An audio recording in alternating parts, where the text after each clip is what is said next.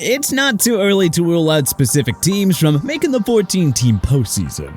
The New Orleans Saints are projected to win 5.3 games this season.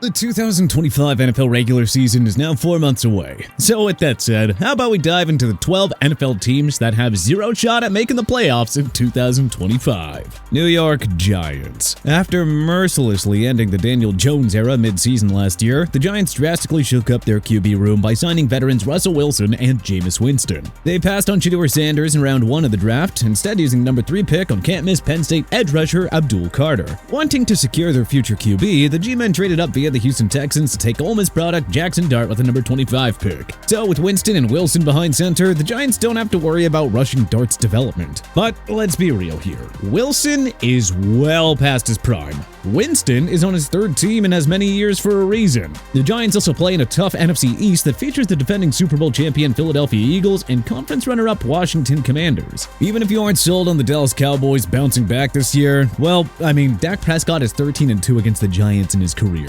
Oh, and of course, Big Blue has the toughest strength of schedule for 2025. Alright, enough of that, moving on. Cleveland Browns. Owner Jimmy Haslam finally admitted the Deshaun Watson trade was a mistake, so hey, there's that. Watson is expected to miss most, if not all, of 2025 after re-tearing his Achilles in January. GM Andrew Berry traded for Kenny Pickett, drafted Dylan Gabriel and Shedeur Sanders, and brought back 2023 Comeback Player of the Year Joe Flacco, 1 year after inexplicably letting him walk in free agency. Myles Garrett also made a public plea to get traded before signing a $160 million extension. And in a draft day stunner, the Browns gave up the number 2 pick to the Jacksonville Jaguars, allowing them to take two-way phenom Travis Hunter, while Berry settled on Michigan defensive tackle Mason Graham at number 5. We had the opportunity to pick Travis Hunter. Why we didn't, we will never know. Typical Browns. Yeah, we're just not sold on any of those 4 quarterbacks getting the job done with a lackluster supporting cast. The Browns, by the way, play in an AFC North that features 3 Super Bowl hopefuls, and that all adds up to the 2nd toughest strength of schedule for 2025. Las Vegas Raiders. The Raiders obviously had one of the best off seasons, and trust us, we wanted to keep them off this list. Las Vegas drafted generational running back Ashton Jeanty out of Boise State with the number 6 selection, adding more firepower to an offense featuring superstar tight end Brock Bowers and veteran Jacoby Myers. So come on, what isn't there to like here? Well, they only play in the AFC West, that sent 3 teams to the playoffs last year, so even finishing above 500 might not be enough for Vegas to make the playoffs. They also didn't do much to address a defense that finished 25th in scoring last year. Once more, they'll rely on Max Crosby to be a one-man wrecking crew. Not exactly a smart bet with 3 explosive offenses in your division. The Raiders' long-term outlook is ultra promising, but they're still several steps behind their AFC West counterparts. Tennessee Titans. The Titans chose to lay low in free agency and the trade market, saving their biggest moves for the draft. First-year GM Mike Bergonzi used the number 1 pick on Miami quarterback Cam Ward, hopefully giving Tennessee its franchise signal caller that Jake Locker, Vince Young, Marcus Mariota, and Will Levis never became. The thing is, Ward isn't considered a sure thing to succeed like Joe Burrow or Caleb Williams. There is real bust potential here, and we don't think Calvin Ridley is enough in the passing game to help him produce early and often. With little to offer on the defensive side of the ball as well, there's just no reason to think that the Titans can be like the 2024 Commanders and just come out of nowhere to be a playoff team. Tennessee fans ought to be patient with the rebuilding process under Bergonzi and Ward. The time to go all in will come. It's just not now. The Indianapolis Colts. We thought the Colts might compete for a playoff spot last year, but instead they finished a disappointing 8-9 in order to miss the postseason for the 4th straight year. We're at the point now with Anthony Richardson where we really need to see it in order to believe it. The O-line, Indy's strength for a while, lost 2 elite starters in Ryan Kelly and Will Fries in free agency. Yeah, they drafted promising Penn State tight end Tyler Warren to bolster the offense, but this unit stunk last year with Jonathan Taylor, Michael Pittman Jr., and Josh Downs, because, well, their QBs just weren't producing. The Colts threw a lot of money at defensive backs Cameron Bynum and Charvarius Ward to bolster their secondary, but both posted very unflattering 2024 numbers at Pro Football Focus, so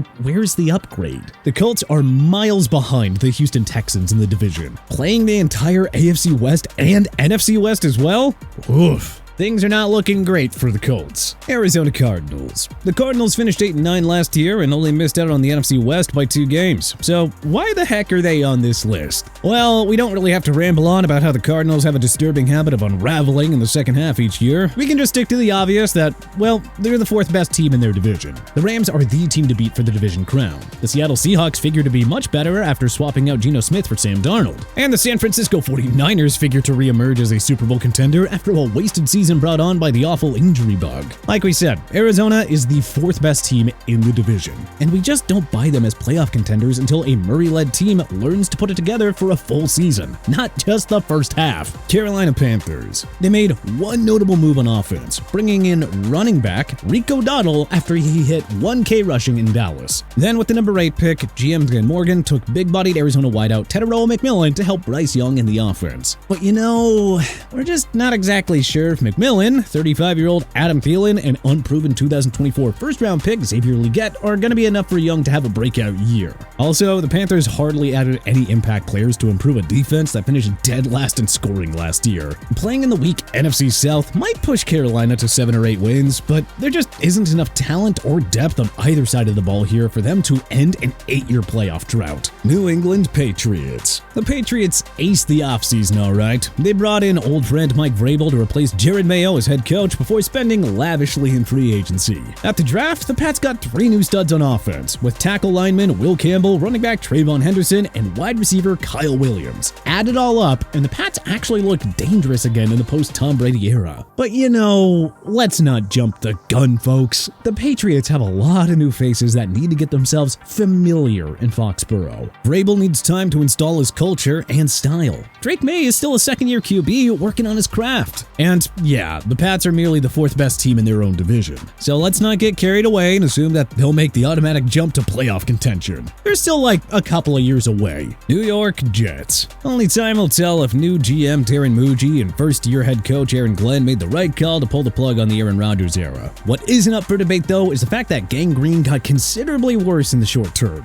We do believe that Justin Fields can be the guy. Heck, maybe he'll even emerge as the long-term starting QB this franchise really needs. But the Jets aren't going to win it in 2025. They are restarting from scratch after the disastrous and short-lived Rodgers era. Muji didn't spend much time in free agency and wisely avoided making any win-now blockbuster trades. He and Glenn want to take their time rebuilding the Jets their way, and that means some short-term pain here. New Orleans Saints. The Saints were our way too early pick to win the number 1 pick in 2026 before Derek Carr retired. So now that the 4-time Pro Bowler has hung up the cleats, we know these guys truly have zero shot at exceeding expectations. Despite missing the postseason for the 4th straight year, Saints GM Mickey Loomis refused to begin the inevitable rebuild. Yep, just another year of running it back with the same aging core of Cameron Jordan, Alvin Kamara, Tyrann Mathieu, and Demario Davis. Carr wasn't the only notable Saint to retire either. So did superstar offensive tackle Ryan Ramczyk because of a serious knee injury. Not to mention that standout corner Paulson Adebo left for the New York Giants in free agency. So, the Saints were already a lousy football team last year,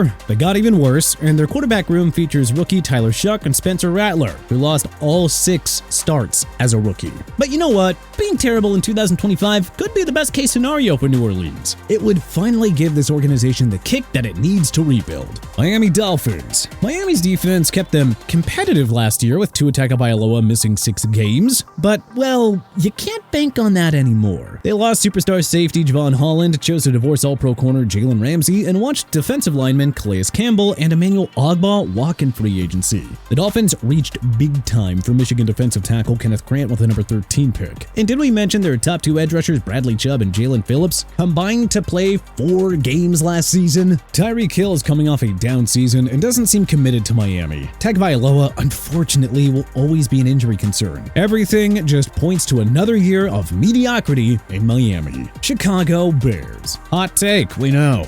The Bears had an excellent offseason by hiring Ben Johnson as their head coach for starters. Then they brought in veterans Joe Thuney, Drew Dahlman, Jonah Jackson, and Grady Jarrett to accommodate the young core before using draft picks on offensive weapons Colston Loveland and Luther Burden III. So how the heck can the Caleb Williams-led Bears be on our list after adding so much more talent to a promising nucleus? Well, it's pretty simple. They play in the NFC North. The Detroit Lions are arguably the team to beat in the NFC.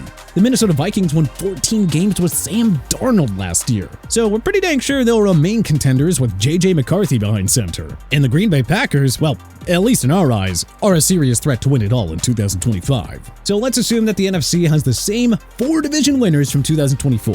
That realistically leaves Chicago, Minnie, Green Bay, San Francisco, Seattle, Washington, Atlanta, and Dallas competing for the 3 wild card spots. Do you really think that the Bears will sneak in over that bunch? No, they're at least another year away, folks. But hey, which other NFL teams have no chance at making the playoffs in 2025? What do you think we got right here? What do you think we got wrong? Let us know in the comment section below. If you liked this video and learned a thing or two, then hey, clicking the like button helps out a ton. And you know, we really appreciate it. If this is your first time coming around to TPS though, then subscribing is a great idea, because we put out videos like this every single day. But as always, thanks for watching, and we'll see you guys next time.